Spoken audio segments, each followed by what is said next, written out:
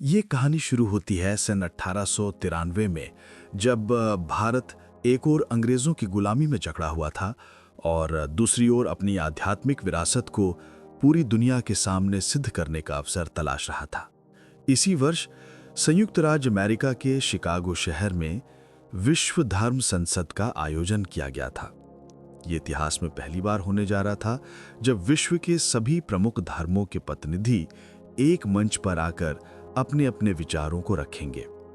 भारत से सनातन धर्म का प्रतिनिधित्व करने के लिए कई विद्वानों के नाम पर विचार चल रहा था, लेकिन इस कार्य के लिए एक ऐसे व्यक्तित्व की आवश्यकता थी जो न केवल धर्म का गहरा ज्ञान रखता हो, बल्कि जिसकी वाणी में ओज हो और हृदय में मानवता के लिए प्रेम हो। कलकत्ता, आज के कोलकाता के एक युवा सन्यासी जिनका नाम पहले नरेंद्र नाथ दत्त था और अब वे स्वामी विवेकानंद के नाम से जाने जाते थे, उनकी ख्याति दूर दूर तक फैल चुके थे। उनके गुरुदेव श्री रामकृष्ण परमहंस ने उन्हें यही शिक्षा दी थी कि सेवा ही ईश्वर है और मानव मात्र की सेवा करना ही धर्म है। और उनका यह भी कहना था कि नरेंद्र विश्व को एक नई दिशा दिखाएगा। जब स्वामी जी को धर्म संसद के बारे में पता चला तो उन्हें ये एक ईश्वरीय संकेत लगा। उन्हें लगा कि यही वो मंच है जहां वे पश्चिम के भौतिकवाद से प्रभावित लोगों को भारत के सत्य, शांति और सहिष्णुता के संदेश से अवगत करा सकते हैं। हालांकि उनके पास इस यात्रा के लिए न तो पर्याप्त धन था और न ही किसी बड़े संगठन का समर्थन, लेकिन उनके संकल्प में इतनी शक्ति थी कि राजस्थान के खेतड़ी के महाराजा अजीत सिंह ने न केवल उन्हें आर्थिक सहायता दी, बल्कि विवेकानंद नाम भी प्रदान किया, जिसका अर्थ है विवेक का आनंद। स्वामी जी ने अपनी माता का आशीर्वाद लिया और गुरु के बताए मार्ग पर चलते हुए 31 मई 1893 को बंबई से एक साधारण जहाज द्वारा अमेरिका की ओर अपनी लंबी यात्रा शुरू की। ये यात्रा आसान नहीं थी। उन्हें रास्ते में चीन, जापान और कनाडा से होते हुए जाना था। हर कदम पर अनिश्चितता थी। उन्हें अंग्रेजी बोलने वाले देशों के रीति रिवाजों और सामाजिक व्यवहार का बहुत कम अनुभव था, लेकिन उनके मन में एक ही विचार था कि भारत की आत्मा को विश्व के सामने रखना है। उन्हें इस बात का गहरा विश्वास था कि वे केवल एक व्यक्ति नहीं हैं, बल्कि वे उस सनातन धर्म की आवाज हैं जिसकी जड़ें हजारों साल पुरानी है और जो हमेशा से वसुधैव कुटुंबकम के सिद्धांत में विश्वास रखता आया है। जब स्वामी जी शिकागो पहुंचे तो उन्हें जल्द ही एक बहुत बड़ी चुनौती का सामना करना पड़ा, जिसके बारे में वे बिल्कुल भी तैयार नहीं थे। स्वामी विवेकानंद जी जब लंबी समुद्री यात्रा के बाद शिकागो पहुंचे तो उन्होंने पाया कि शहर की रौनक और विशालता उनकी कल्पना से कहीं ज्यादा थी। लेकिन यहां पहुंचते ही उन्हें अपनी पहली और सबसे बड़ी समस्या का सामना करना पड़ा। उन्हें पता चला कि विश्व धर्म संसद सितंबर के दूसरे सप्ताह में शुरू होने वाली थी, जबकि वे जुलाई के अंत में ही पहुंच चुके थे। इतना ही नहीं, उन्हें एक और कड़वी सच्चाई का पता चला। धर्म संसद में भाग लेने के लिए प्रतिनिधियों को सरकारी या किसी स्थापित धार्मिक संस्था से प्रमाण पत्र लेना जरूरी था। स्वामी जी के पास महाराजा खेतड़ी का समर्थन जरूर था, लेकिन वो अंतर्राष्ट्रीय मानकों पर मान्य नहीं था। अब स्वामी जी अकेले, अनजान और बिना किसी आधिकारिक पहचान के उस विशाल और बेहद महंगे शहर में खड़े थे। शिकागो में उस समय भीषण ठंड पड़ रही थी और भारतीय सन्यासी के साधारण गिरवे वस्त्र और पगड़ी वहां के लोगों के लिए कौतूहल का विषय थे। उनके पास पैसे भी तेजी से खत्म हो रहे थे।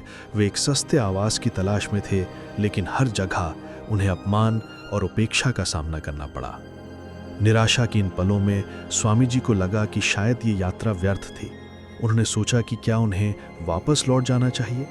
इन परिस्थितियों में उन्होंने शहर छोड़कर बोस्टन जाने का निर्णय लिया, जहां जीवन यापन थोड़ा सस्ता था। बोस्टन में भी उन्हें एक अजनबी, गरीब सन्यासी के रूप में दर दर भटकना पड़ा। एक रात ठंड और भूख से व्याकुल होकर वे एक मालगाड़ी के यार्ड में आश्रय लेने के लिए मजबूर हुए, जहां उन्होंने रात बिताई।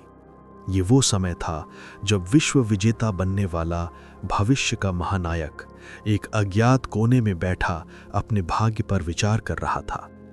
वे लिखते हैं कि मुझे ये देखकर घोर निराशा हुई कि यहाँ धर्म के नाम पर पाखंड और आडंबर अधिक है। मेरी आत्मा रो रही थी। इसी घोर निराशा के समय किस्मत ने अपना पहला पत्ता पलटा। बोस्टन के एक प्रोफेसर J.H. राइट, जो हार्वर्ड विश्वविद्यालय में ग्रीक के विशेषज्ञ थे, उनकी नज़र स्वामी जी पर पड़ी।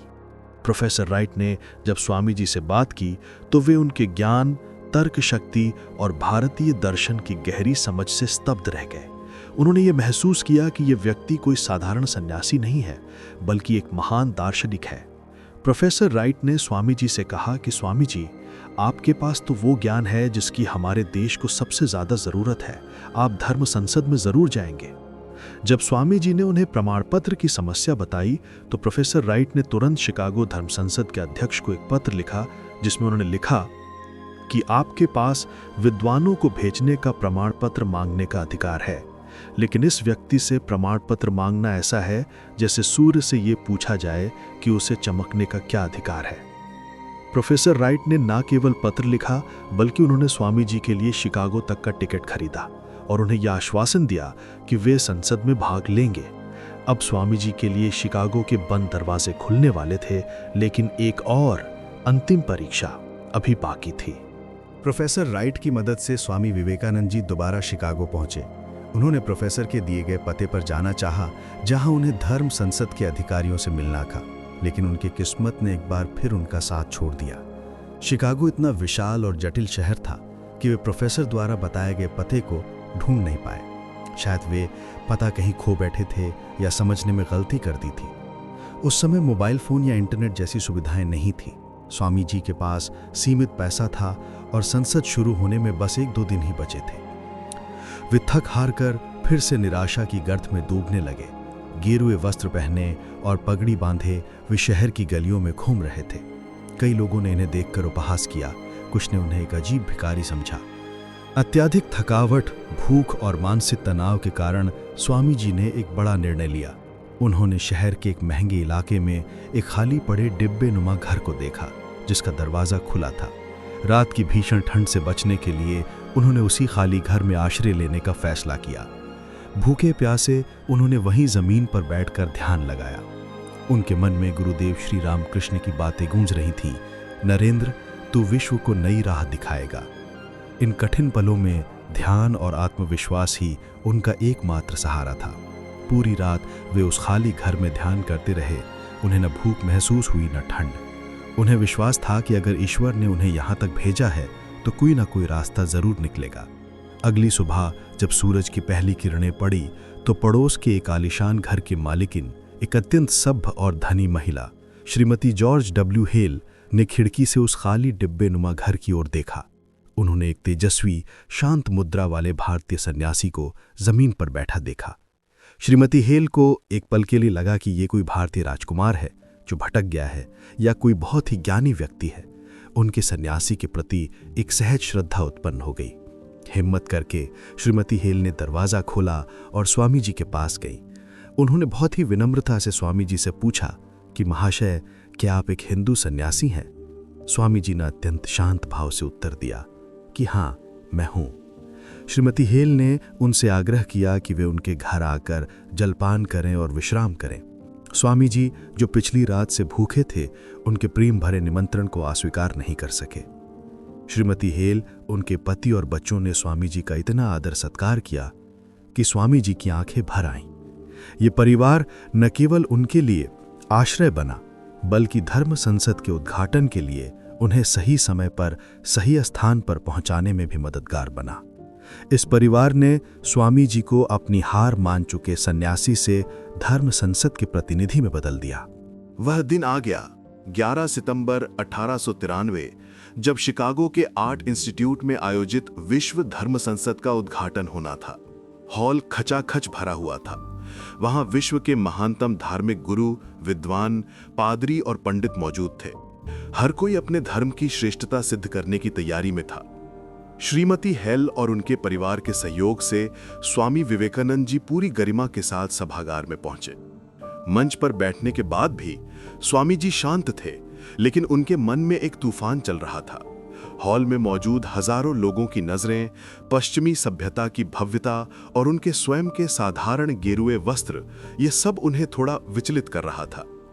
जब विभिन्न देशों के प्रतिनिधियों को भाषण के लिए बुलाया गया तो सबने अपने धर्म की प्रशंसा की, लेकिन कई वक्ताओं ने अन्य धर्मों के प्रति हल्की सी उपेक्षा का भाव भी दर्शाया।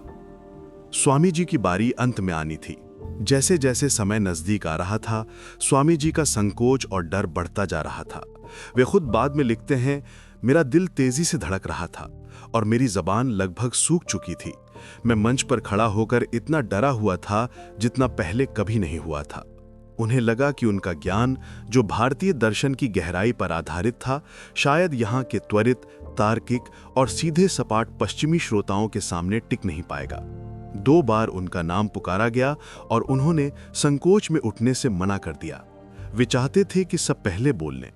आखिरकार शाम के समय जब सभी प्रमुख वक्ता बोल चुके थे, तो अध्यक्ष महोदय ने तीसरी बार स्वामी विवेकानंद जी का नाम पुकारा। अब उनके पास कोई विकल्प नहीं था।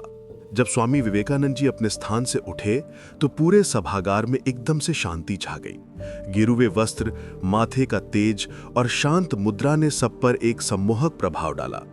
उन्होंने अपने गुरुदेव, सरस्वती और गुरु ग्रंथ साहिब का ध्यान किया।